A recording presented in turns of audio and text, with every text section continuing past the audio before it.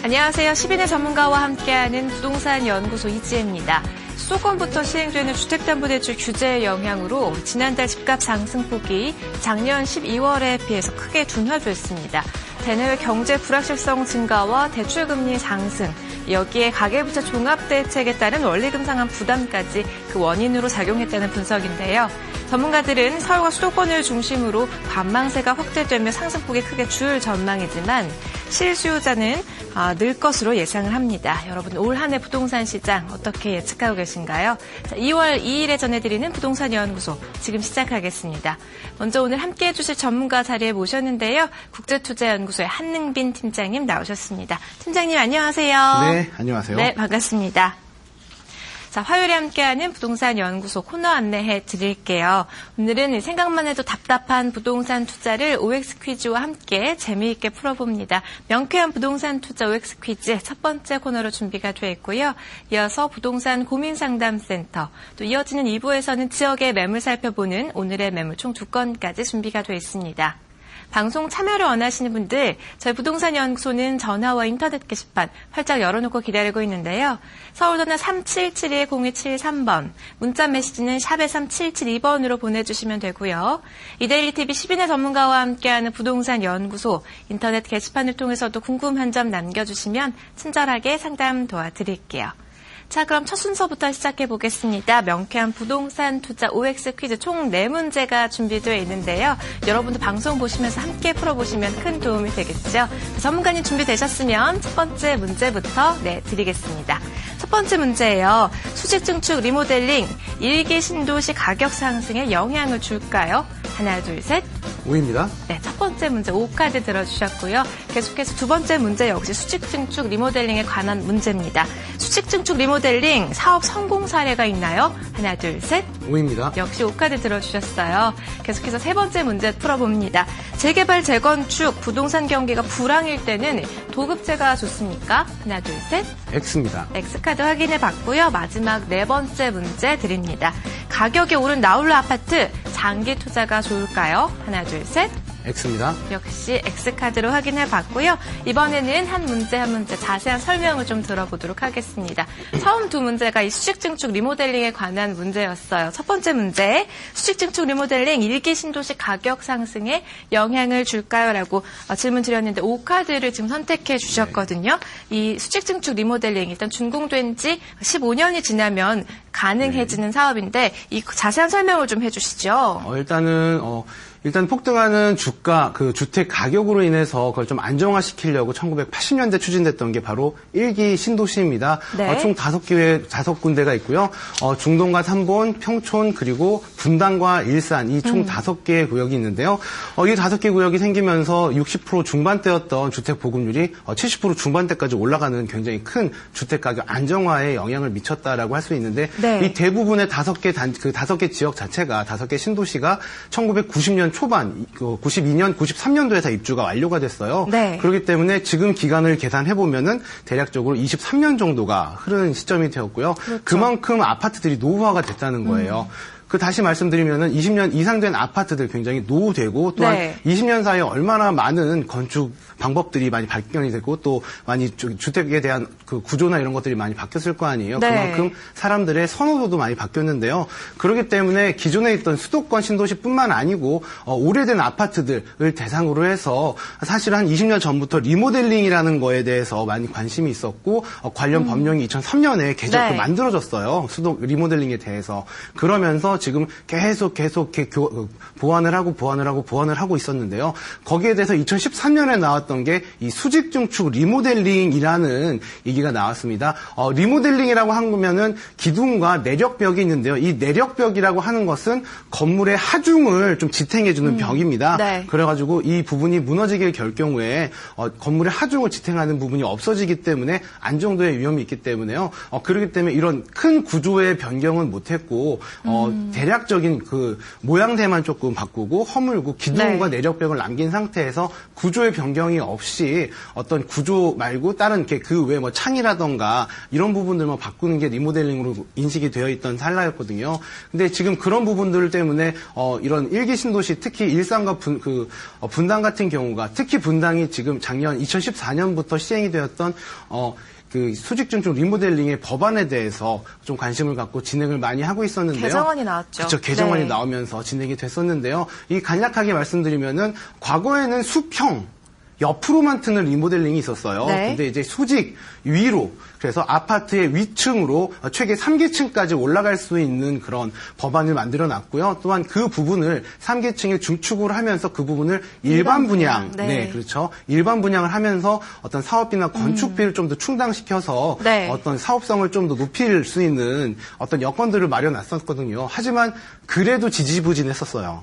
왜 그러냐면은 아까도 말씀드렸듯이 이 내력벽 건물의 하중을 지탱해주는 내력벽에 허물지를 못하게 되어 있기 때문에 이 구조가 굉장히 90년대 그 상태로 굴러갈 수밖에 없었던 거죠. 네. 그렇기 때문에 겉은 굉장히 깨끗하고 좋아 보일지 몰라도 방 안으로 들어가면은 90년대 때 선호했던 건물의 구조와 지금 현재 선호하는 건물의 구조는 굉장히 많이 바뀌어 있었습니다. 근데 그런 부분들이 변경이 되지가 않아서 사업성에 대해서 약간 의문점을 가졌는데요. 지금 같은 경우는 그런 부분도 내력벽 전부는 아니고 일부 철거를 할 수 있게 개정안이 지금 3월 달에 법안을 만들고 통과를 시키게 된다면 진행이 네. 됩니다.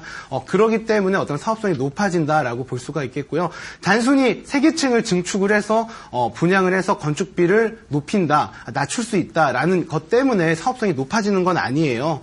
일단 건물 자체의 어떤 가격 상승도 돼야 되는 거잖아요. 그렇죠. 더 큰 건 사실은 15층짜리가 17층으로 18층으로 올라갔다고 그 모든 건물들이 더 좋아지는 건 아니거든요. 네. 그렇기 때문에 이 건물 내력국 일부를 철거를 하면서 최대 40%까지 건물의 면적이 넓어질 수 있는 효과가 있대요. 그렇기 때문에 예를 들면은 뭐 60제곱미터가 80제곱미터까지도 건물 자체가 늘어날 수도 있고요. 네. 이러한 장점들도 있고 또한 어떤 건축을 했을 경우에 신축 아파트에 대한 장점이 있고요. 또한 구조가 바뀌면서 요즘 선호하고 있는 3베이라던가 4베이로 변경이 가능하기 때문에 네. 어떤 굉장히 사업성이 높다라고 말씀드리고 싶고요. 또한 이런 신도시나 이런 것보다 신도시 같은 신축 아파트들보다 이 일기 신도시들에 대해서 좀 더 관심이 많은 이유가 네. 바로 검증이 됐다는 거예요. 왜냐하면 기존의 일기 신도시들이 총 5개 분양이 됐고 네. 그 다음에 2기 신도시가 지금 10수개가 지금 만들어지고 있고 만들어졌거든요. 그러면서 이 신도시에 대한 입지 여건이라던가 생활 환경, 주거 환경이란 것들이 벌써 검증이 된 거고 네네. 또한 거기에 대한 선호도도 굉장히 높습니다. 그렇기 때문에 건물만 다시 깨끗해지고 새로운 구조가 된다면은 선호도는 더 높아질 수가 있고요. 그렇기 때문에 거기에 대해서 건물 자체 가격도 상승할 수 있는 네. 주택에 대한 가격 자체가 상승할 수 있는 여건이 있기 때문에 이런 부분이 가격 상승의 요인이 된다라고 말씀을 드리고 싶습니다. 네, 수직 증축 리모델링 후에 기존 구조를 좀 새롭게 네. 세련되게 바꿈으로써 선호도가 높아지고 또 사업성도 높아진다 이런 설명을 해주셨는데요. 계속해서 두 번째 문제도 좀 살펴볼게요. 수직 증축 리모델링 사업 성공 사례가 있나요라고 질문을 드렸는데 5카드를 지금 들어주셨어요. 네. 이게 지금 사업성적인 측면에서 구체적으로 얼만큼 좀 올라줘야 사업성이 있다고 볼 수가 있을까요? 일단은 이 수직 증축 리모델링이 어느 지역에서 진행이 되는가가 참 궁금하실 거예요. 네네. 현재 진행되고 있는 것이 대치동, 대치 2단지와 경기도 성남의 분당이죠. 느티 4단지 그리고 안양의 목련 2, 3단지 등이 수직 증축 리모델링을 지금 추진 중에 있는 겁니다. 네. 근데 지금 추진하고 있고 법 개정이 2014년부터 시행이 됐는데 어떻게 성공 사례가 나왔을까라는 궁금점도 드실 수가 있을 네네. 거예요. 물론 지금 현재 법안으로 진행된 어떤 내력벽이 허물어진다든가 이런 구조의 변경이 아닌 기존에 있던 아파트를 그냥 단순히 수직 증축을 하면서 리모델링만 한 거예요. 3계층을 높여서 분양을 한 게 아니고 그렇기 때문에 어떤 추가 분담금이라고 할 수 있는 사업비, 건축비가 네. 본연이 조합원들의 몫이었거든요. 그럼에도 불구하고 가격이 상승이 됐다였던 사례가 있다라고 말씀을 드리고 싶고요. 네. 대표적으로 2013년에 국내 최초의 수직 증축 리모델링이 마포구 현석동에서 나왔어요.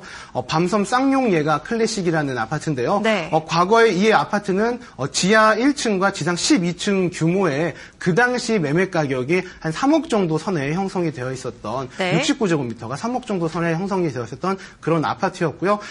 이것도 나홀로 아파트였어요. 1개 동짜리 아파트였는데 리모델링을 하게 됐습니다. 네. 그 당시에는 이 수직 증축 리모델링이라고 하는 거에 대해 굉장히 생소했고요. 또한 어떤 관련 법안 자체가 명확하게 나온 게 없었어요. 그렇기 때문에 원래는 이제 한 개 층만 할 수가 있었던 어떤 여건이 있었는데 이게 지대가 높다 보니까 2개 층까지 수직 증축이 됐어요. 그러면서 그 2개 층에는 주차장과 어떤 편의시설 같은 레포츠 할 수 있는 네. 어떤 이렇게 뭐 헬스장이라던가 이런 것들이 많이 들어갔기 때문에요. 생활의 여건도 굉장히 좋아졌고 2개 층이 올라가면서 전층이 조망권 자체가 1층도 3층이 된 거죠. 그래서 더 높아진 거죠. 네네. 네, 그러면서 이 전층이 한강 조망권이 됐어요. 굉장히 듣기도 좋은 효과를 볼 수가 있겠죠. 네. 예, 그런 것 때문에 됐는데요. 공사 당시에 3.3제곱미터당 378만 원 가량이 들어갔는데 이 평당 878만 원 이 부분이 뭐 할인이나 면적에 따라 똑같이 들어갔기 때문에요. 네. 총 추가 분담금이 평균적으로 1억 9,400만 원 들어갔어요. 2억 가까이. 2억 가까이 네네. 들어갔죠. 이 아파트 자체가 분양 그 당시에 시세가 3억 정도 형성됐으니까 3억 원에다 건축비 2억 원 더해서 5억 정도가 들어갔는데요. 네. 그 공사 끝난 다음에 마치고 나서 그 당시에 시세가 한 6억 정도로 형성이 되었었고요. 그 다음에 지금 한 2년 정도 지났죠. 현재는 7억 1천만 원, 7억 2천만 원 정도로 네. 들어간 공사비에서 한 2억 정도 더 추가로 가격이 상승했다라고 볼 수가 있습니다. 네. 그렇기 때문에 성공 사례라고 말씀을 드릴 수 있고요. 물론 이 사례들이 모든 단지에 해당되는 건 아닐 거예요. 하지만 왜냐하면 지금 본 아파트 같은 경우는 모든 층이 다 한강 조망이 형성이 되었고요. 네네. 또한 한 가지 보셔야 될 것이 지금 현재 이 아파트 같은 경우가 63제곱미터에서 69제곱미터 정도의 규모로 갖고 있다가 수직 증축을 하게 되면서 구조가 좀 변경이 되면서 네.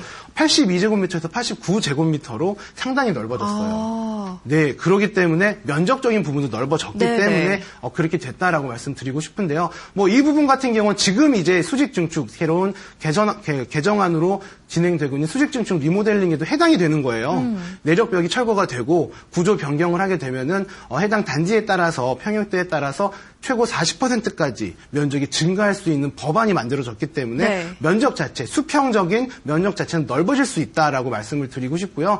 또한 건축비도 어떻게 더 싸게 들어갈 수가 있기 때문에 일반 분양을 통해서 건축비 부분도 굉장히 저렴하게 들어갈 수가 있기 때문에 네. 굉장히 좀 긍정적인 영향을 미치고 사람들이 더 많이 기대를 하고 있다라고 생각을 하고 있습니다. 근데 또 여기서 보셔야 될 게 재건축. 지금 재건축 연한이 40에서 30년으로 줄어들었는데 그 상태에서 좀만 더 기다리면은 지금 뭐 1기 신도시 같은 경우는 한 23년 정도가 흘렀는데 7년만 더 기다렸다. 네. 재건축하면 되는 거 아니냐. 뭐 이런 생각을 하실 수도 있어요. 공사 기간도 좀 생각해 봐야 되는 그렇죠. 문제죠. 근데 문제는 이 리모델링과 재건축이라는 것입니다.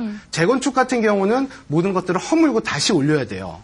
네. 하지만 리모델링은 그 아파트를 그대로 둔 상태에서 골조를 남겨놓고 나머지를 다 허물고 다시 올리기 때문에 네. 공사 시간이 굉장히 짧아요. 네네. 뿐만 아니고 지금 이 부분 같은 경우 문제가 한 가지 더 지점을 보셔야 될 것이 바로 추진하는 과정도 있어요. 어떤 허가들이라는 거예요. 재건축 같은 경우는 굉장히 다양한 많은 수의 어떤 뭐 조합 과정이 추진, 필요하죠. 그렇죠. 규정들이 네. 굉장히 많기 때문에 시간이 오래 걸리는 단점이 있는데요. 네. 리모델링 같은 경우는 그러지가 않다는 거죠. 동 안에 있는 조합원들의 어떤 허가가 동의만 잘 되면 빠르게 네. 추진이 되고, 리모델링 자체가 사실은, 허가예요. 허가를 받으면은 충분히 가능하기 때문에 빠르게 진행이 된다라고 네. 말씀을 드리고 싶습니다. 그래서 사업적인 시간적인 부분도 굉장히 짧게 흘러갈 수가 있기 때문에요. 그렇기 때문에 굉장히 이점이 많기 때문에 수직 증축 리모델링에 대해서 꾸준하게 관심이 있고 또한 사업성도 있다. 점점 사업성이 높아지고 네. 있다라고 말씀을 드리고 싶습니다. 근데 또 여기서 한 가지 더 궁금하신 게 있을 거예요. 수직 증축 리모델링을 했을 때 제가 좀 전에 면적도 넓어질 수 있다라고 말씀을 드렸잖아요. 네. 근데 재건축 같은 경우도 그렇지만 지금 이 부분 같은 경우는 취득세라는 게 또 생길 것 같아요. 평형대가 넓어지니까. 그래서 이 부분도 논란이 굉장히 네네. 많았었는데요. 지금 지난달에 행정자치부가 발표를 했는데 이 추가되는 더 증축되는 부분의 면적만 취득세를 부과하겠다고 얘기를 했어요. 네네. 발표를 했기 때문에요. 취득세 부분 같은 경우도 뭐 크게 부담이 되지 않는 한도 내에서 될 거다라고 말씀을 드리고 싶습니다. 그렇군요. 수직 증축 리모델링 후에 면적도 넓어지고 또 그에 따라 선호도도 올라가고 가격도 올라갈 수 있다. 이렇게 성공 사례에 대한 설명도 해주셨는데요. 계속해서 세 번째 문제도 자세하게 풀어보도록 하죠. 재개발, 재건축 부동산 경기가 불황일 때는 도급제가 좋을까요? 라고 질문 드렸어요. X카드 들어주셨는데 사실 도급제랑 지분제에 대한 네. 그 설명을 먼저 좀 해주셔야 될 것 같아요. 네, 제가 지금 이 퀴즈를 만들었던 준비를 했던 이유 중에 한 개가 네. 지금 2003년 이때부터 뉴타운 재건축이 굉장히 활성화가 되면서 그때부터 시작이 굉장히 많이 됐거든요. 네. 그러면서 재건축과 재개발이 굉장히 꾸준하게 진행이 됐고 이제 거의 공사가 들어가는 공들이 많고 완성된 데도 많잖아요. 그러면서 추가 분담금에 대한 논의가 굉장히 많아지고 있어요. 네네. 그렇기 때문에 지금 이 부분을 제가 좀 짚고 넘어가고 싶어서 준비를 해봤는데요. 이 재개발, 재건축 사업장에 대해서 추가 분담금이 나온다고 들었을 땐 굉장히 놀라시는 분들도 많으세요. 네. 아니 나는 내 주택에 건축비랑 다 들어가고 또 이렇게 되는데 왜 이렇게 추가 분담금을 내냐? 너무 많이 나오는 것은 아니냐라고 하는데 이 부분이 왜 나오는지 궁금하시는 분들도 계시겠지만 다시 말씀드리면은 아니 어떻게 하길래 나오느냐, 어떤 계약이길래 이 부분은 사실은 관리처분계획 총서를 보시면 자세하게 나와 있거든요. 네네. 그게 여기서 관점이 보셔야 되는 게 지분제와 도급제입니다. 이 도급제 같은 경우는 3.3제곱미터당 건축비를 정합니다. 그리고 시공사와 건설을 하는 회사죠. 시공사와 얘기를 해서 논의를 해서 네. 계약을 맺고 이 시공사는 건축만 하는 거예요. 말 그대로. 그래서 땅이랑 이런 것들은 다 우리 조합에서 주는 준비를 하는 거고 네. 그 시공사 측에서는 건축만 하는 게 바로 도급제인 도급제. 겁니다. 네네. 예, 그렇기 때문에 조합 같은 경우는 아파트와 상가에 대한 일반 분양 등 사업을 직접 해야 하고 여기서 나오는 손익들은 모두 조합이 가지는 거예요. 예, 그렇기 때문에 어떻게 보면은 시공사는 건설만 하고 어떤 추가 일반 분양을 하는 부분이나 상가 분양을 했을 때 나오는 이점들 같은 경우, 이득 같은 경우는 조합이 책임을 지는 거죠. 네. 공사가 빨리 진행이 되고 분양이 잘 된다면은 이 부분 같은 경우는 굉장히 조합들에게 이점이 되겠죠. 그렇네요. 예, 그렇기 때문에 그런 장점이 있는데요. 이 부분 같은 경우는 또 추가 분담이 발생할 수가 또 있는 부분도 있고 해서 이익이 발생하는 어떤 원론적인 부분들이 모든 조합원들이 책임을 져는 게 바로 도급제입니다. 네. 또 지분제 같은 경우는 계약 방식이 이제 조합원이 소유하고 있는 토지와 건축물의 면적에 따라서 일정 비율의 아파트를 제공을 하고요. 나머지 뭐 그 외에 일반 분양하는 상가라던가 아니면 뭐 주택이라던가 아니면 복리시설 등을 분양을 해서 이 공사비로 충당하는 방식이 바로 지분제입니다. 네. 즉 건설사가 조합 지원율과 부담금을 초기에 확정을 해서 사업 추진 과정에서 추가로 소요되는 비용은 시공사가 모든 걸 책임을 지는 거예요. 그러다 보니까 좀 단점이 될 수가 있는 게 네. 처음에는 공사비가 늘어났을 경우에 그 시공사가 부도가 날 수도 있는 단점도 있고요. 네. 또 다르게 얘기하면은 건설사가 그런 부도나 어떤 사업비를 줄이기 위해서 공사비를 줄이기 위해서 부실 공사의 위험도 있어요. 사실은요. 그렇기 때문에 이런 장단점이 있다라고 보시면 되고요. 네. 특히 이제 부동산 경기가 좋지 않을 것이라는 전망이 지금 약간 지배적인 그렇죠. 상황이잖아요. 그래서 관망을 해야 된다 이렇게 하는 상황에서는 일반 분양에 대한 분양성이라던가 수익성이 사실은 불투명하잖아요. 네네. 근데 현재 지금 뭐 이번 달을 지켜봐야 알겠지만 지금 현재 우리나라 분양 시장도 될 때는 되고 안 되는 데는 정말 미분양이 많이 나오고 있는 이런 상황인데요. 이런 상태에서는 보통 도급제 방식을 많이 사용을 해요. 부동산이 결국에 불황일 때는. 불황일 때는 지분제가 더 유리하고 네, 반대겠죠. 그렇죠. 네. 예, 그렇게 되는 네. 거죠. 예, 지분제가 더 유리하게 되는 거고, 이 도급제 같은 경우는 그리고 시공사 측에서 부담을 하니까요. 네. 그렇기 때문에 시공사가 더 많은 책임과 권한을 갖는 사업 방식인 탓에 시장 상황이 안 좋을 때 좀 많이 하기도 해요. 이 부분은. 네. 그렇기 때문에 어떻게 보면은 시공사 입장에서는 분양 성적이 좋아야지만 사실은 계약을 하고 또 추진할 수 있는 이런 부분도 있기 때문에요. 하지만 이런 부분 같은 경우는 조합원 입장에서는 사실은 어떻게 보면 도급제보다 지분제가 더 좋기도 해요. 실제로 본다면요. 왜냐하면 지금 시점에서는 부동산 시장이 조금 어둡다라는 전망이 있기 때문에 어떤 자신의 지분제로 해서 네. 아파트를 받고 나머지 책임들은 다 넘겨야 되는 시공사로. 어떤 그렇죠. 이런 부분이 있기 때문에요. 네. 하지만 뭐 이런 지분제 단점도 있다고 말씀을 드렸잖아요. 제가 어떻게 보면은 시공사 측에서 분양에 대한 어떤 위험성이나 이런 것들 때문에 가격 네. 자체를 낮출 수는 없기 때문에 건물에 대해서 조금 부실 시공 대한 위험성도 말씀을 드렸고 안정성이나 이런 것들도 좀 있기 때문에요. 이런 장단점이 있기 때문에 이런 건 부동산 시장을 좀 더 보시고 선택을 하시고 지금 하셨던 분들 같은 경우는 그 부분에 대해서 좀 더 명확하게 보시고 그다음에 계약을 하시면은 투자에 성공을 할 수 있을 거라고 생각이 듭니다. 도급제와 지분제 장단점이 다 있습니다. 이렇게 부동산 경기가 불황일 때는 아무래도 조합에 여러 역할을 주어주는 도급제보다는 지분제가 좀 더 유리하다는 설명해 주셨습니다. 자, 오늘 마지막 문제도 좀 자세하게 살펴보도록 하죠. 가격이 오른 나홀로 아파트 장기 투자도 좋을까요? 라는 질문 드렸는데 X카드를 선택해 주셨어요. 사실 이 나홀로 아파트의 경우는 인기가 별로 없었는데 요즘 전세 난이 심해지면서 그렇죠. 요즘은 가격이 좀 많이 오르고 있죠. 특히 이제 강남권 같은 경우가 대표적인데요. 이 강남권 아파트 같은 경우는 일반에 이렇게 인근에 있는 아파트 분양 가격 자체가 지금 평당 제곱미터당 3.3제곱미터당 4천만 원 뛰어넘는 단지가 생긴 듯이 굉장히 분양가가 높아지기 때문에 반대 상대적으로 나홀로 아파트들이 과거에는 사실은 인기가 별로 없었어요. 근데 지금 그 나홀로 아파트들 가격도 굉장히 많이 오르고 있는 그런 상황이기 때문에요. 굉장히 투자에 대해서도 생각을 하시는 분들이 많으실 거라고 생각이 들어요. 나홀로 아파트라고 하는 것은 이제 주택가나 아파트 단지 사이에 그 좁은 땅을 활용해서 짓는 아파트인데요.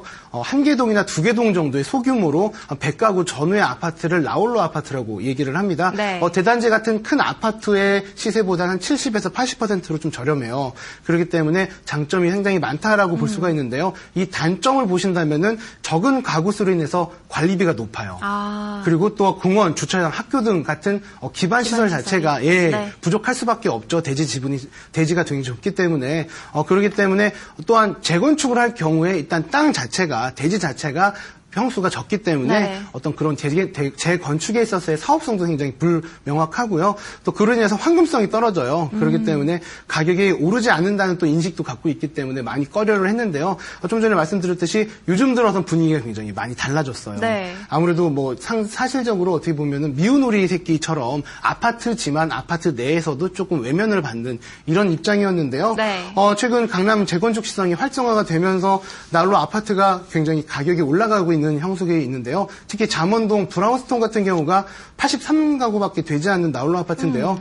2003년에 입주가 됐고요. 그 이후에 아파트가 가격이 상승이 계속되고 있었어요. 전용 면적 84제곱미터 우리가 소위 알고 있는 뭐 32평형 이 아파트 같은 경우는 분양가가 3억 4천만 원이었는데요.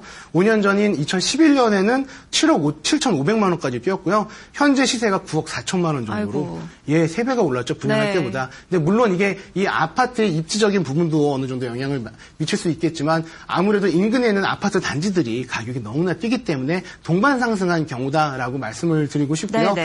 또한 이 아파트 같은 경우가 문제가 바로 이걸 보셔야 되는데요.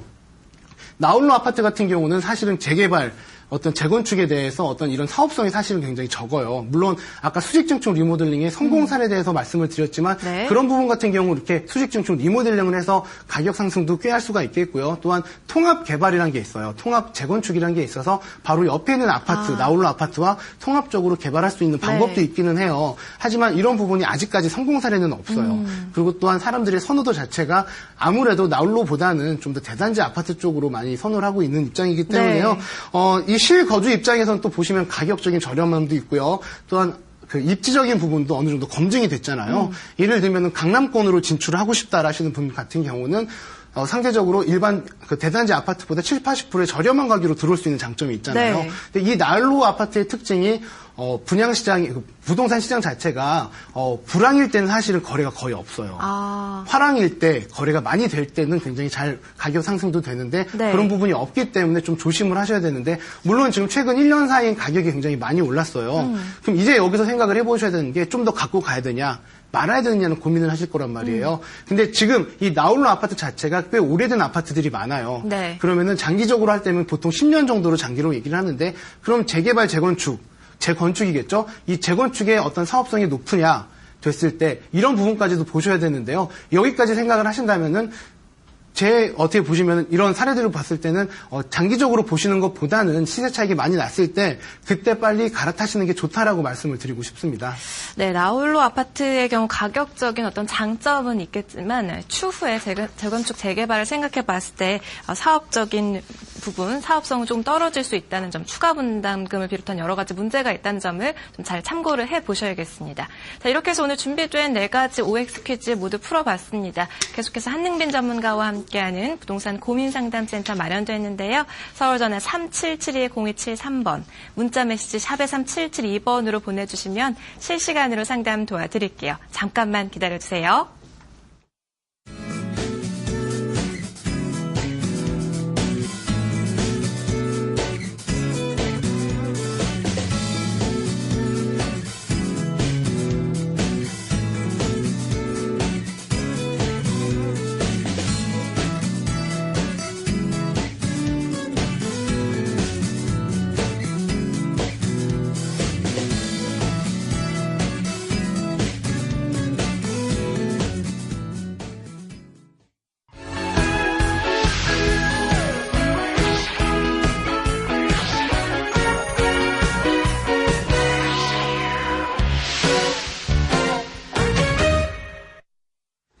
네, 화요일에 부동산 고민상담센터 한능빈 전문가와 함께하겠습니다. 참여를 원하시는 분들 서울전화 3772-0273번, 문자메시지는 샵에 3772번으로 보내주시면 되고요. 인터넷 게시판을 통해서도 질문 남겨주시면 저희가 상담 도와드립니다.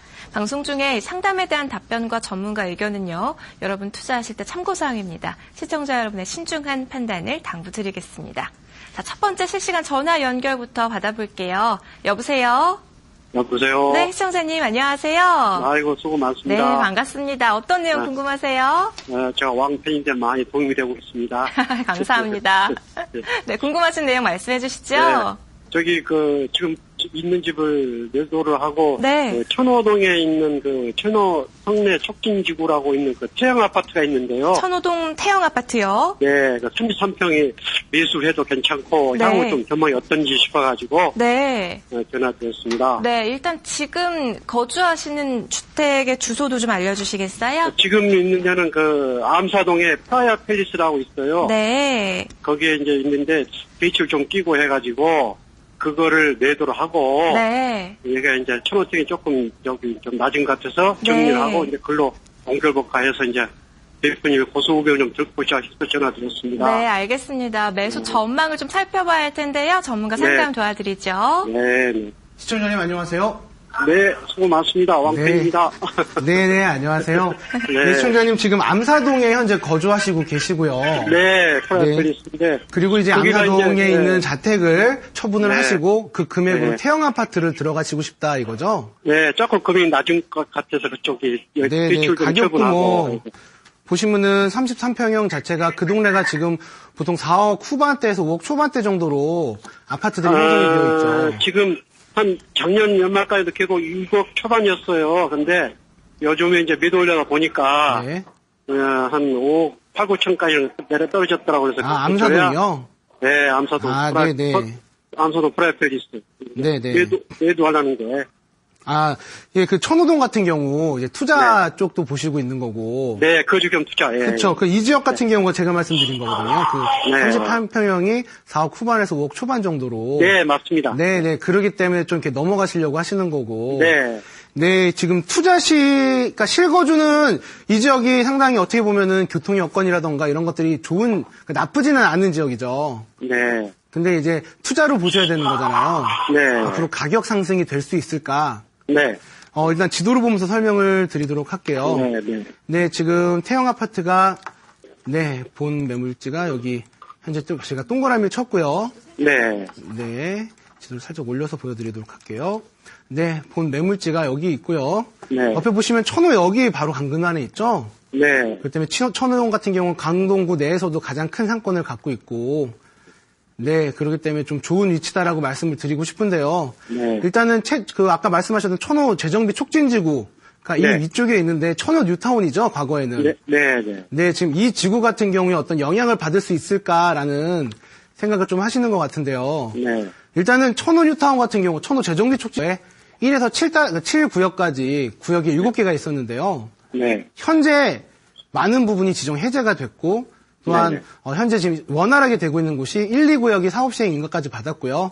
네. 3구역이 이제 좀 이렇게 허가를 받고 있는 상태이기 때문에요. 위치로 보신다면은 1구역, 2구역, 3구역 이렇게 되어 있어요. 그렇기 때문에 이 구역 같은 경우는 사실은 뉴타운이란 건 큰 그림을 그려놓은 상태에서 진행이 되기 때문에 기반 시설이라던가 이런 배치들이 어떤 큰 그림 상태에서 가는데 천호 같은 경우는 많이 조각이 난 상태예요. 그렇기 때문에 어떤 그런 부분들, 기반 시설에 대한 부분들이나 이런 것들이 굉장히 축소가 되고 거기에 따른 사업성도 많이 줄어들고 있는 시점이고요.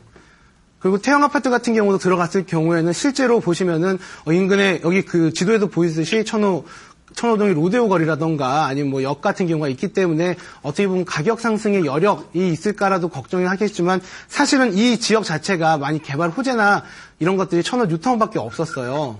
네. 강동구 같은 경우가 고덕지구라던가 이쪽에 많이 지금 주력을 하고 있기 때문에 천호동 지역 같은 경우는 사실은 천호 뉴타운 하나밖에 없었는데 그것도 지금 다 지지부진하기 때문에요. 네. 어떤 그런 개발 호재라던가 이런 거에 대한 영향을 받기는 어렵다고 볼 수가 있습니다. 네. 네, 좀 목소리가 점점 이렇게 어두워지시는데 지금도 네 그렇기 때문에 그 실거주를 하실 거잖아요. 네. 입지역도 좋기 때문에 가격이 떨어지지는 않을 거예요. 네. 하지만 이 천호동의 특성상 가격이 많이 올라가지 않는 단점이 있죠. 네. 네, 그렇기 때문에 실거주로서는 좋다라고 말씀을 드리고 싶은데 투자격인 것까지 보신다면 조금 많이 부족하다라고 말씀을 드리고 싶습니다. 네. 알겠습니다. 그러면 지금 현재 그 살고 있는 그 암사동 그거는 네. 이렇게 좀 무리를 해서라도 좀 싼 가격에서 매도로 할까 하는데 그건 매도를 어떻게 좀 있어야 될까요? 어떻게 좀 지금 모르겠네요. 결국은요. 암사동도 그렇고요. 네. 부동산 시장 자체가 지금 당장 내놓으시면요. 가격이 조금 적게 받을 수밖에 없어요. 네, 그건 각오하고 있습니다. 네, 그렇다면 매도하시고 왜냐하면 지금 상태가 제 앞으로 생각에는 지금이 살 때는 맞아요. 네. 주택을 살 때요. 왜냐하면은 거래량이 없기 때문에 디스카운트가 더 유리하거든요. 그렇기 때문에 장기적으로는 올 하반기쯤 되면은 주택시장은 살아날 거라고 전망을 해요. 네. 그렇기 때문에 그때 높은 가격에 받아서 높은 가격에 사실 건가 아니면은 조금은 손해를 보시고 팔고 지금 좀 더 저렴하게 살 것인가 이거를 선택하시면 좋을 것 같아요. 네. 그래서 네. 이제 암사동 거기가 하도 옆에 이제 공급 가격 많이 된다 그래서 네. 이게 좀 싼 가격으로 지금 매도를 해야 되는지 네, 네, 그게 이제 궁금해가지고 겸사해서 네. 그러면 하여튼 제가 판단해서 하겠고요. 하여튼 말씀 고견의 말씀 감사합니다. 네. 네, 판단하겠습니다. 네, 감사합니다. 시청자님 보고 계신 아파트가 추가 상승 여력이 좀 미비하다는 설명해드렸어요. 잘 참고해서 결정하시면 되겠고요. 추가적인 질문 있으시면 언제든지 부동산 연구소로 다시 연락 주시면 되겠습니다. 다음 상담 전화 받아볼게요. 여보세요? 네, 여보세요. 시청자님 안녕하세요. 네, 안녕하세요. 반갑습니다. 어떤 내용 궁금하세요? 제가 지금 성동구, 네. 예, 성수 이가동 289 178번지에 그 다가구 주택을 보유하고 있고요. 89-178이라고 하셨어요. 네네. 네. 근데 지금 올해 그 매도 시점이 네. 예, 좋은 건지. 네, 다가구 그리고 매도 시점 만약에 이제 궁금하다. 매도로 하게 네. 되면, 네. 네, 그 근방에 그 성수 롯데캐슬 하고요. 네. 예, 서울숲 근교에 대림 아파트가 있어요. 네.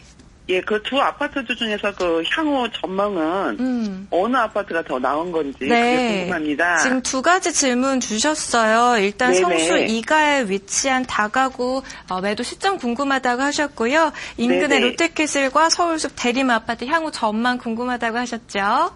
네, 네네. 전문가 상담 도와드리겠습니다. 네, 감사합니다. 네, 시청자님 안녕하세요. 네, 안녕하세요. 네, 이 다가구를 언제 매수를 하셨죠? 2006년도에 했어요. 2006년도에 매입을 하셨고 어느 정도에 평당 얼마에 매입을 하셨죠? 그때 1,000만 원 못 줬어요. 1,000만 원이 안 됐다고요? 네네네. 아, 그러면 한 1,000만 원 정도로 생각을 하고요. 네. 네, 제곱미터당 평당이죠? 3.3제곱미터당. 그렇죠, 그렇죠. 네네. 혹시 요즘에 그 다가구를 매수하고 싶다고 하시는 분들이 계시나요? 부동산에서 예, 전화는 오고 있는데 네. 지금 저는 지금 상반기 좀 지나서 네. 팔고 싶어요. 지금 너무 네, 가격이 예, 작년하고 또 너무 많이 이게 차이가 나다 보니까 네. 예. 근데 지금 저희 그 블락이 신축 빌라 이런 게 지금 계속 되고 있거든요. 그쵸. 현재 또 이렇게 예. 네, 맞아요. 그 지금- 지역 같은 경우 예, 신축 예. 빌라가 상당히 네네, 많이 나오는 지금- 지역이죠. 네네. 지금 그 네. 골목이 전반적으로 예, 지금 그런 상황이라 지금 이럴 때 움직여주는 게 또 많이 같고요. 네네. 네네. 그래서 좀 많이 헷갈려요. 그쵸. 많이 혼란스러우실 거고. 예. 네, 그래서 아마 상담 전화를 주셨을 거고요. 예. 일단은 최근에 연락 왔을 때 얼마에 하신다고 매수하시고 싶다고 얘기를 했죠? 부동산 측에서는 2,000인데 저는 한 2,300까지 받고 싶은데, 네. 예, 그건 이제 어느 정도 또 이렇게 협상이 돼서 서로 합의점을 네. 좀 찾으면 좋겠죠. 근데 이걸 보셔야 되는 게요. 네. 물건을 팔아준다고 하는 사람, 물건을 사준다고 하는 거죠? 네네. 그러니까 그 부동산에서 얘기를 하는 거죠? 그렇죠. 그쵸. 그걸 보셔야 돼요. 실제로 매수자가 아니라는 거예요. 네. 그러면은 다시 말하면은 그 가격은 호가예요. 왜냐하면은 시청자님한테 물건을 받으려고 하는 거거든요. 그렇죠. 네. 그렇기 때문에 가격은 일단은 뭐 시청자님께서 결정을 하시는 부분은 맞아요. 네. 지도를 보면서 잠깐 설명을 드릴게요. 네. 지금 본 매물이 동그라미 쳤거든요. 네네. 그래서 보시면 성수역과 거리가 상당히 있지만 그래도 성곽과 가깝다라고 말씀드리고 싶고요. 네네. 이 성수역 특징이 성수역 인근이 지금 중공업 지역인 건 아시잖아요. 그렇죠. 네, 그렇기 때문에 작년 10월 달에 중공업 네. 지역 재생업 활성화 방안에 대해서 발표가 나면서 네. 좀 더 많이 문의가 올 거예요.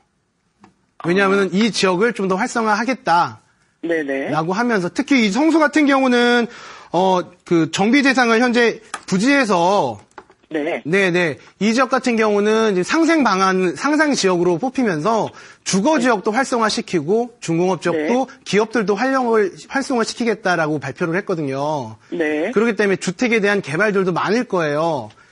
근데 문제는요.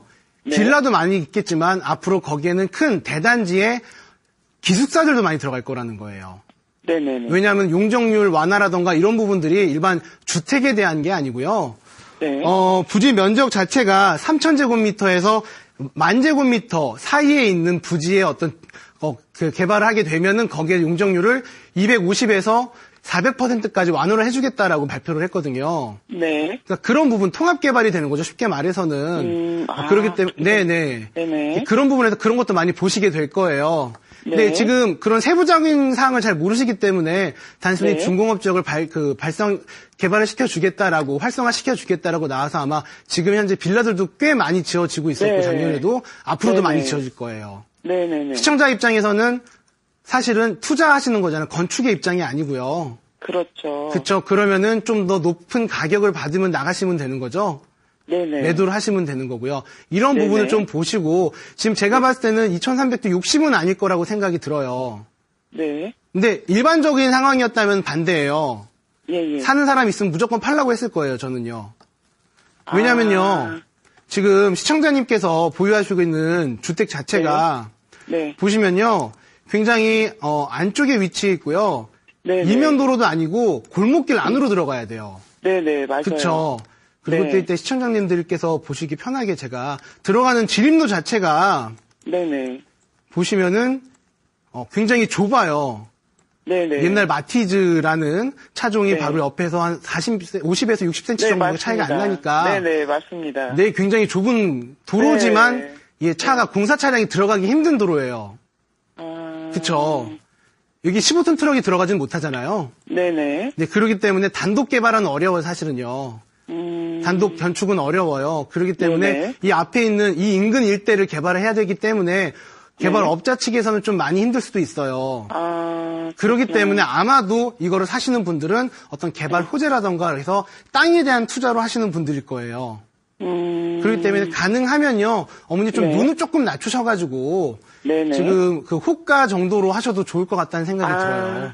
네네, 알겠습니다. 네. 그리고 특히 이런 단독주택 같은 경우는 토지도 그렇고요.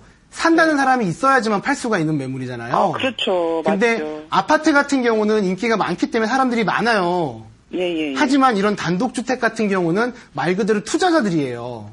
네네. 토지에 투자하시는 분들이 대부분이기 그렇죠. 때문에요. 그렇죠. 네, 네네. 그런 부분을 보실 때는 어느 정도는 좀 눈을 낮추시고 어떤 금융적인 부분이 재정적인 네네. 부분이 좀 괜찮다 싶으면 좀 더 보존을 해도 괜찮지만요. 지금 네네. 시청자님 같은 경우는 팔고 싶어 하시는 마음을 갖고 계시잖아요. 그렇기 때문에 네네. 그런 부분은 좀 상충을 해서 하시면 좋을 것 같다라고 말씀드리겠습니다. 아, 그럼 뭐 상반기라도 네네. 예, 살려고 하는 분이 있으면 네. 예, 서로 파는 게 더 낫다는 거죠. 그렇죠. 예. 왜냐하면 이런 땅 같은 예. 경우는요, 어차피 네네. 크게 토지 같은 경우는 보시면요, 가격 네. 상승하는 것이 개발 호재가 터졌을 때, 그렇죠. 그 다음에 착공이 들어갈 때예요. 네네. 근데 지금 이 성수동 같은 경우는 개발 호재가 터진 상황이죠. 네네. 그래서 가격이 지금 굉장히 많이는 아니지만 가격도 네. 올라간 거고, 그 다음에 사람들 네네. 선호도도 높아진 상태인 거예요. 그렇죠. 네네. 이때 팔고 나오시고, 그게 아니라면 착공 때까지 가셔야 되는데 건축하실 건 아니잖아요. 그렇죠. 그러고 그러기 싶진 때문에 않아요. 네네. 네, 지금 바람 불고 있습니다. 연을 날리셔야 네네. 돼요. 네네. 네. 그러면 지금 롯데캐슬하고 대림아파트 네. 중에서 그래도 어느 쪽으로 거주를 일단 하는 게 저는 롯데캐슬을 조금 더 선호를 하고요. 네네. 그다음에 그 지도를 보면서 말씀드리고 싶은 게 뭐 지금 거기 그 동네 거주하시고 계시죠? 그렇죠. 실제 살고 있어요, 지금요. 네, 실제 거주하시니까 제가 말씀드리는 건데요. 네. 롯데캐슬 입지가 너무 좋잖아요. 네네. 그쵸? 역 바로 옆에 네. 있고요. 네네. 성수역과 바로 인근에 거의 100m도 안 나올 것 같아요, 후문가는요. 네네. 네, 그만큼 가깝기 때문에 역세권이고 인근에 정말 많은 공장지대들이 있고요. 예. 그렇기 때문에 중공업 지역이기 때문에 어떤 상권이나 이런 것들도 굉장히 잘 살아있고, 물론 단점으로 본다면은 이 인근 같은 경우는 주중 상권이잖아요. 네. 주말은 텅 비어있죠.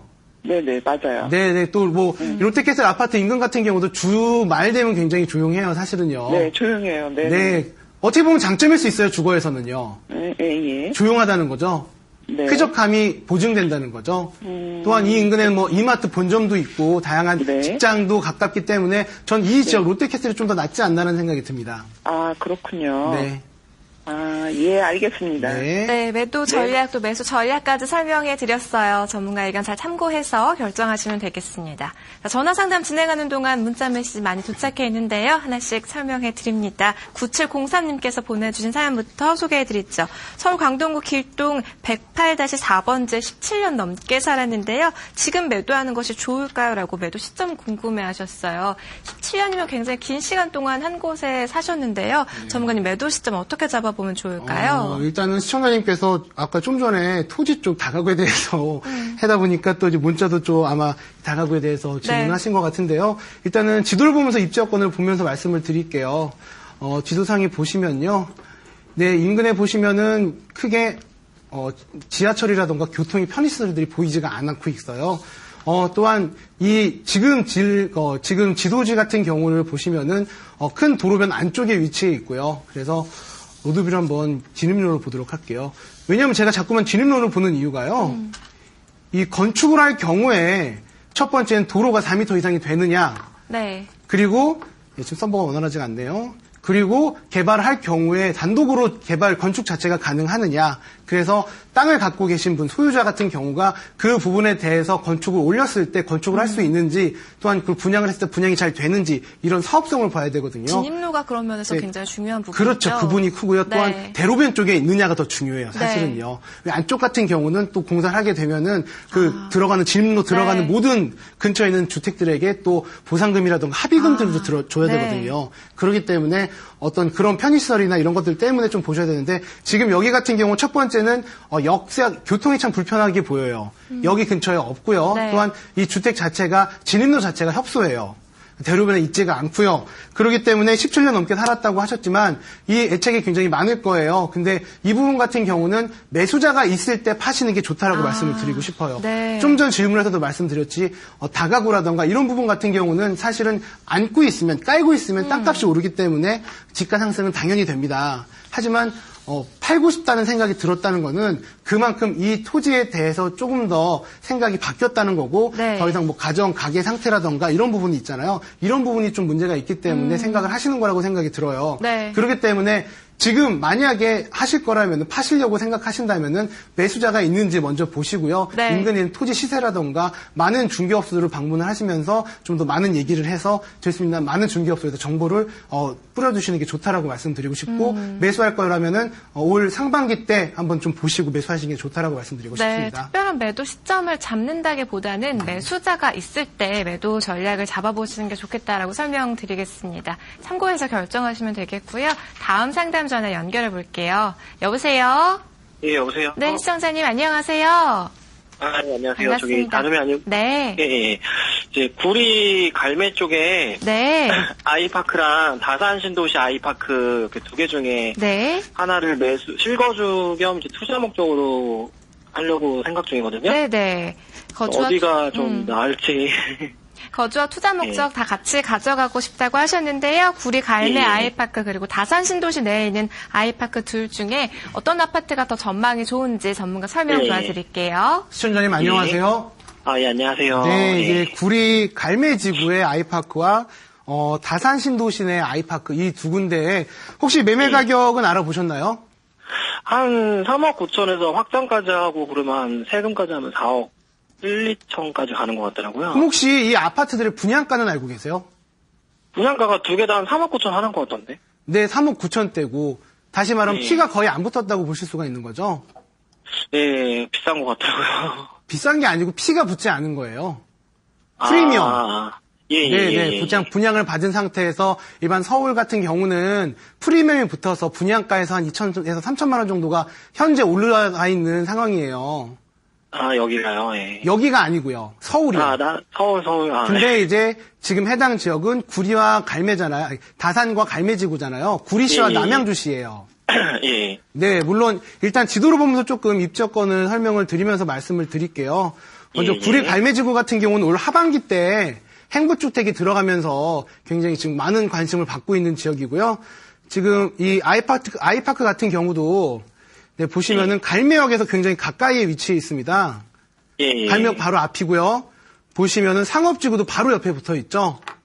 예. 갈매지구 내에선 입지권이 제일 좋아요. 그쵸. 근데 주상복합이고 저기 상가가 주상복합이라도 조금 그게 고민되거든요. 여기는. 네, 주상복합 고민되시죠. 근데 주상복합을 고민하시는 분들 중에서 가장 첫 번째가 대지 지분이 적고 재건축을 했을 때 가격을 좀 못 받지 않을까라는 생각을 하시는 분들이 많으세요. 그래서 주상복합을 좀 꺼려하세요.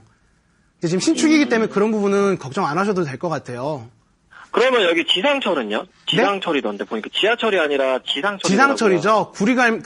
여기 같은 경우는 일단은 이 노선 자체가 지하철은 아니에요. 어차피 상봉역까지 가셔가지고 7호선이나 지하철로 갈아타셔야 될 수밖에 없는 부분이고요. 네, 그리고 지상철, 배차 기간도 한 10분에서 15분 사이라서 조금 지하철 이용하시기도 어려워요. 네, 여기가 경춘선이잖아요. 네, 그렇기 때문에 좀 배차 간격도 많기 때문에 사실은 지하철로 이점을 보시기가 어렵고요.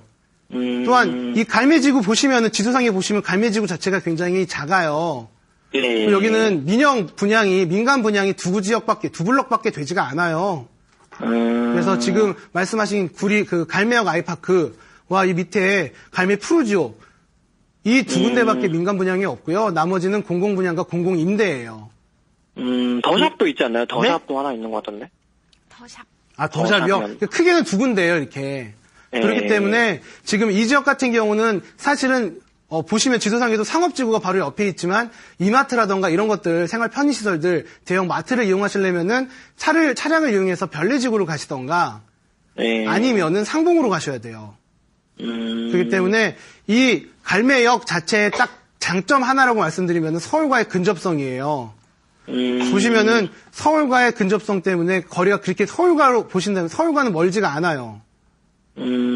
근데 단점으로 얘기하면은 결국은 서울과 가깝지만 서울에 직장으로 가실 때 직장의 편의성을 보신다면은 결국은 종로 쪽밖에 없어요. 동대문구, 종로구 이쪽으로 가는 구역밖에 없고요.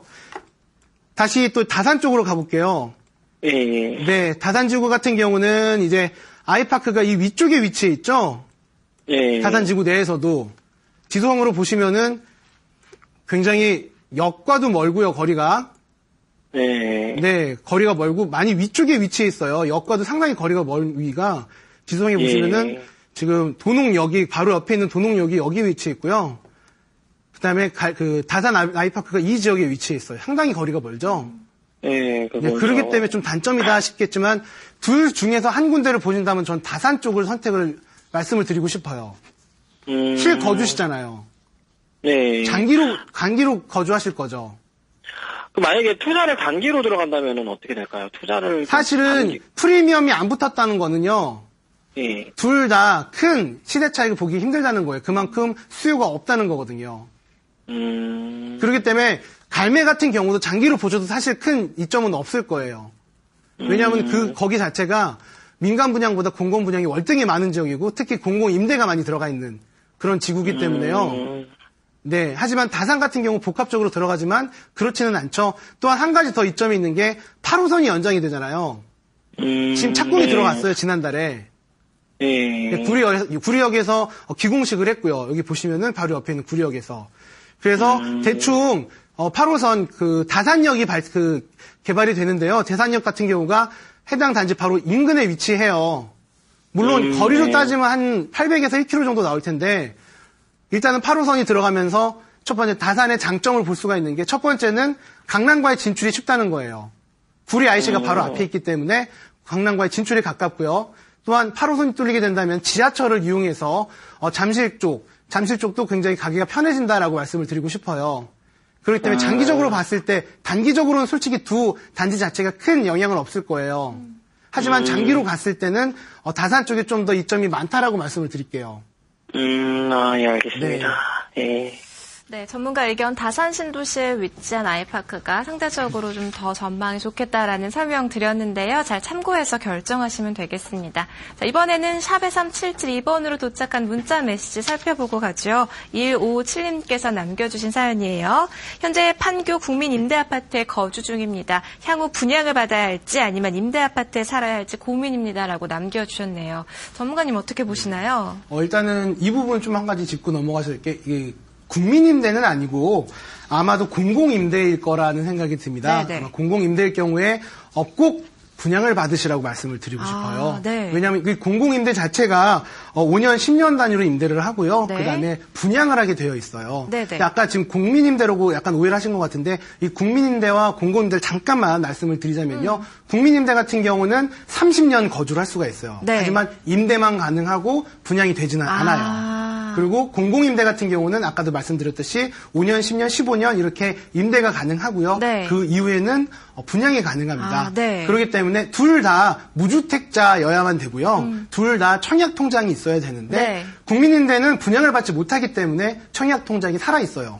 하지만 공공임대 같은 경우는 분양을 받을 수가 있기 때문에 청약 주창이 사라진다라는 어떤 이런 장단점이 있고요. 분양을 받으라는 이유는 뭘까요, 전문가님? 첫 번째 보시면요. 네. 이 공공임대 같은 경우는 시세가 일반 시세에서 85제곱미터 이하일 경우에 인근의 임대료에서 60에서 80%로 저렴하게 분양이 돼요. 네.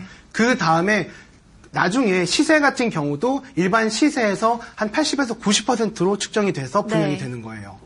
근데 지금 지금 판교 쪽을 말씀하셨는데 판교에서도 최근에 이 공공임대가 분양이 된 사례가 있거든요. 네. 근데 일반 시세에서 92% 정도의 가격으로 분양이 됐기 때문에 8% 더 싸게 샀다라고 말씀을 드리고 싶고요. 네네. 또한 어떻게 보면은 공공임대에 거주하시는 분들 같은 경우 85제곱미터 이하 같은 경우는 사실은 조금은 저소득층이 많을 거예요. 그런 분들에게 어떻게 보면 또 다른 기회를 줄 수가 있는 게 지금 어떤 법 개정안을 준비하고 있는데요. 이 분양하는 것이 지금까지는 감정평가액이었어요.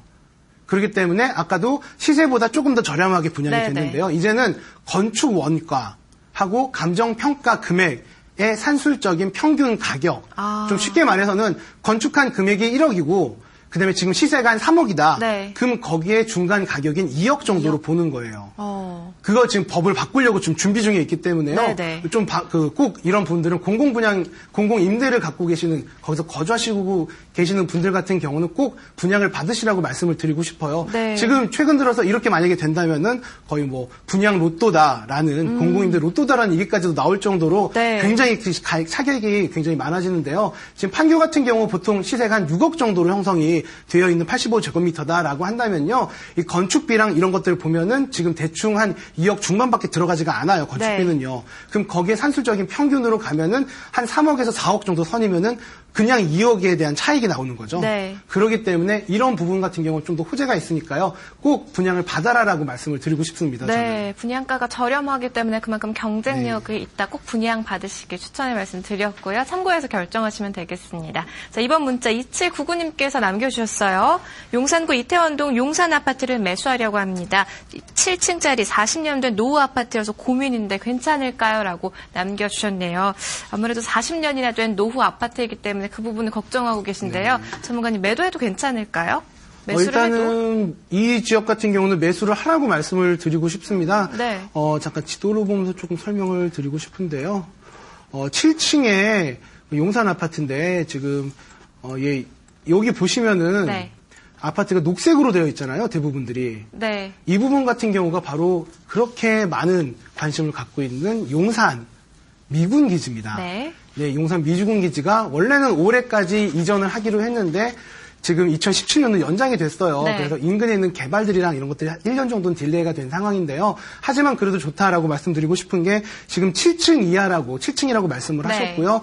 지금 이 지역 미군 기지 이전 같은 이 근처에 있는 인근 지역 같은 경우는 대부분이 오래된 아파트들 같은 경우는 7층 이하로 묶여 있어요. 네. 건축법 자체가 7층 이하로 묶여 있고 고도도 20m 이하로 최고 고도가 정해져 있어요. 바로 미군 기지 때문에요. 그렇기 때문에 지금 인근에 있는 대부분의 아파트들이 개발을 못하고 굉장히 지금 이 지역 같은 경우도 그렇고 이 지역 같은 경우도 그렇고 개발을 못하고 굉장히 오래된 아파트들이에요. 네. 사업성이 안 나니까. 하지만 지금 이 모든 지역들에서 보고 있는 게 바로 미군기지 이전 이 하나를 바라보고 있습니다. 네. 지금 이 미군기지가 내년 말까지 이전이 완료가 된다고 하니까요. 이 이후에는 미군기지 같은 경우는 뭐 캠프캠 같은 경우는 상업과 주상 복합이 들어가는 어떤 그런 개발 계획이 잡혀 있고요. 나머지 두 개 지구 같은 경우는 아직은 잡혀 있지는 않지만 차차 개발을 하겠다라고 발표를 했고요. 또한 지금 이 지역 같은 경우도 용산 미군기지 인근에 있는 데들은 지금 용산 공원으로 지금 개발을 하려고 준비 중에 있기 때문에요. 네. 주거 환경도 좋아질 뿐만 아니고 또한 건축도 과거에 옛날에 미군 기지로 인해서 건축 제한으로 있었기 때문에 어떤 용적률이라든가 이런 것들이 폭등을 하게 되면서 많이 올라갈 것이에요. 그래서 개발 여력이 굉장히 높아질 수가 네. 있기 때문에 사업성이 높다라고 말씀드리고 싶습니다. 그렇기 때문에 저는 매수하셔도 좋다라고 말씀드리고 싶습니다. 네, 워낙 호재가 많은 지역에 있는 아파트이기 때문에 좀 노후도가 있기는 하지만 매수해도 괜찮을 것 같다라는 의견 내주셨습니다. 이번에는 실시간 전화 연결해 볼게요. 여보세요? 네. 시청자님 안녕하세요. 네, 반갑습니다. 안녕하세요. 어떤 내용 궁금하세요? 네, 제가 지금 강서구 방화동 네. 그 개아파트를 네. 지금 지니고 있는데 네. 지금 매도를 해도 되는지 네. 그걸 좀 알고 싶었어요. 매도 시점 궁금하다고 하셨어요. 지금 거주를 하고 계신가요? 예. 네, 알겠습니다. 거주하고 계신 방화동 개화 아파트 매도 시점 설명해 드릴게요. 전문가님. 네. 시청자님 네. 안녕하세요. 네, 안녕하세요. 네, 방화동 개화 아파트. 지금 어느 정도 거주하셨어요? 한 3년 했어요. 3년 되셨고요. 네. 그리고 지금 얼마에 매수를 하셨죠? 매수요? 네. 얼마에 사셨어요? 얼마에 그때 한 3억 한 7, 8천 줬을 것 같아요. 3억 7, 8천 정도 주셨고요. 혹시 지금 매도하시려고 인근 공인중개사 사무소 가보신 적 있으세요? 가보지는 않았어요. 혹시 시세는 얼마쯤인지 아세요? 아마 4억 2천 원 정도 갈 것 같아요. 4억 2천 정도. 대충 그 정도 시세가 나와 있기는 해요. 인근 같은 경우도. 네. 예, 그 가격으로 보시면은 일단은 어느 정도 가격 상승을 한 거고요. 네. 네, 그렇기 때문에 아마 이주를 하시려고 하는 이유는 첫 번째가 뭐예요? 가장 큰 것은? 이제 시기적으로 네. 살 수 있는 가격이 받을 수 있나 싶어서 딴 데로 옮겨갈까 싶어요. 일단은 지금 부동산 시장 자체가요. 네. 관망의 분위기예요. 네. 그렇기 때문에 거래가 많이 없고요. 매수자가 많이 네. 없어요. 그렇죠. 그렇기 때문에 지금 파시기는 좀 많이 힘드실 것 같고요. 제 값을 네. 못 받을 수가 있어요. 예. 어느 정도 할인을 하셔야지만 빠르게 진행이 될 것 같고요. 네. 그렇기 때문에 또 이 평형대가 38평이죠. 네네. 평형대가 다소 부담이 있는, 하지만 금액이 저렴해서 좀 괜찮다라고 말씀을 드리고 싶은데요. 네.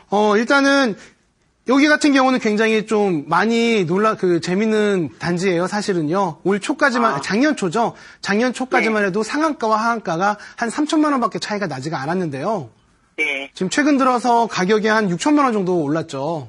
네. 그러면서 상한가와 하한가가 격차가 나기 시작하면서 그 상한가 하한가가 3천만 원이었던 게 6천만 원도 늘었어요. 네. 이 소리는 무엇이냐면요. 약간의 거품이 있다는 거예요. 거품 아니면은 조망이 좋다던가. 조망이? 조망권이 좋다면, 혹시 어머니가 알고 계신데 조망권이 좋나요? 네, 좋아요. 조망권 앞에 딱 창문을 열었을 때 무엇이 보이나요? 산이 보이죠? 그 뒤에 있는 네, 네, 산이 보이시고요. 그렇기 때문에 예. 좀 시원한 개방감도 있고, 그러면 좀 높게 받을 수가 있을 것 같아요. 지금 네. 보시면 앞쪽 같은 경우는 이제 아파트 단지로만 있기 때문에 좀 조망이 안 좋을 텐데, 지금 시청자님이 갖고 계신 거는 보유하시고, 거주하시고 있는 아파트는 뒤에 산이 보이신다고요. 네. 녹지가 있기 때문에 녹색 조망권이 있기 때문에 좀 가격도 제 가격을 받을 수 있을 것 같기는 해요. 네. 하지만 그래도 지금 부동산 시기 자체가 사야 되는 시기지 팔아야 되는 시기는 아니거든요. 네, 지금 자체가요.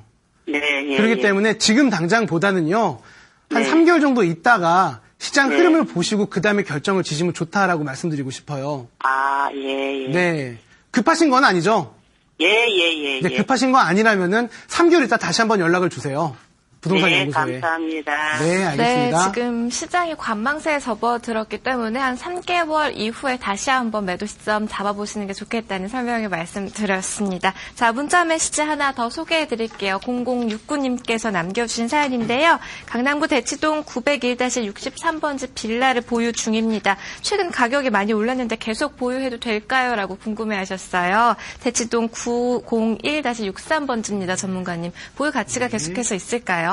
네, 일단은 지금 오늘 방송 보신 분들 같은 경우, 시청자님 같은 경우는 제가 규칙적으로 하는 얘기가 있는데 네. 아직은 팔 때가 아니고 살 때다라는 얘기를 많이 드리고 있는데요. 네. 지금 여기 같은 경우는 대치동이죠. 네. 대치동은 워낙 유명한 동네고 또한 개발 호재도 또한 작년에 많이 터져가지고요. 이 지역 같은 경우는 어디로 해도 역세권이 아니더라도 보유를 하라라고 말씀을 드리고 싶습니다. 지금 현재 대치동이 보시면은 이만큼의 구역이 대치동이에요. 그 대치동 안에 있고요. 대치동 보시면은 크게 위쪽엔 다세대 단독 다가구가 몰려있는 그런 지역이고요. 아래쪽은 삼성 레미안과 우리의 그 소문이 많은 음마 아파트가 있는 지역인데요. 지금 이 지역 같은 경우는 크게 보면 음마 아파트 같은 경우가 11년, 12년 동안 재건축을 기다리다가 드디어 물꼬를 트면서 들어가고 있는 시점이고요. 네. 또한 이 지역 같은 경우는 바로 위쪽에 보시면 해당 지역, 해당 매물 바로 인근에 보시면은 구마을 함지구라고 지금 여기가 사업 시행 인가를 하면서 건축사를 선정을 하고 있는데 총 12군데가 지금 시착을 할 정도로 굉장히 인기가 많은 지역이에요. 네. 사업성이 그만큼 높다는 거죠. 그렇기 때문에 이 지역 같은 경우는 제 생각에는 한 2년에서 3년 정도 있으면은 음마 아파트도 그렇고 대치동의 구마을 같은 경우도 그렇고 어떤 사업 체계가 잡히면서 어떤 그 관리 처분 계획이라던가 이런 것들이 아마 한 3년 정도 걸릴 것 같아요. 네. 그럼 그때쯤까지 기다리셨다가 파시면은 재건축에 대한 이주 수요라던가 이런 이점을 볼 수가 있으니까요. 지금 말고 갖고만 계셔도 좋다라고 말씀드리고 싶고요. 지금 여기 이 빌라를 아마 실제 거주하시는지는 않을 것 같아요. 왜냐하면 대치동의 특징이 실제 거주하시려고 사시는 분들보다는 투자 목적으로 월세를 좀 보시는 분들이 많거든요. 네. 그래서 아마 월세를 받으실 것 같은데요. 그렇기 때문에 지금 굳이 대치동을 갖고 계셔도 돼요. 사실은 이런 뭐 개발 호재라던가 이런 걸 말고라도 그냥 갖고만 계셔도 대치동은 사실은 강남구에서 단독 다가구 주택의 공시지가가 가장 비싼 데가 대치동이에요. 그리고 또 아파트 같은 경우는 압구정동이 가장 비싸고요. 그렇기 때문에 강남구 내에서도 공시지가가 가장 비싼 지역이기 때문에 그만큼 인정을 받고 있으니까요. 굳이 파시지 않고 좀 더 보유하셔도 괜찮다라고 말씀을 드리고 싶습니다. 네, 보유 의견까지 들어봤습니다. 시청자 고민 상담 마무리를 하겠습니다. 방송이 끝난 이후에도 언제든지 연락 주시면 친절하게 고민 상담 도와드리겠습니다. 자, 오늘 함께해 주신 한능빈 전문가와는 이만 인사 나누겠습니다. 나와주셔서 고맙습니다. 네, 잠시 후 부동산 연구소 2부에서는요. 전문가가 추천하는 알짜 매물 소개해 드립니다. 오늘의 매물 들고 저는 잠시 후에 돌아오겠습니다.